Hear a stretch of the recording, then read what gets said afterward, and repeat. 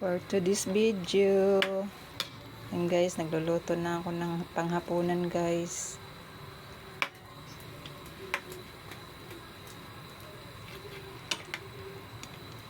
Lalagyan ko lang to siya ng pitsay, guys. Ito yung pitsay, guys.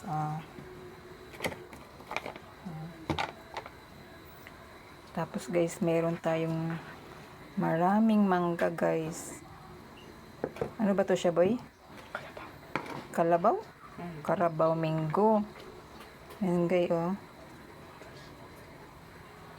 Kaso hilaw pa siya, guys. Maasim pa. Pero pag nahinog naman to, guys, grabe ang sarap nito. Nagpa-harvest kasi yung may-ari. Binigyan kami. Yan, oh. Sinong mahilig sa mangga, guys? Sinong nangasim dyan? Nangasim na ako.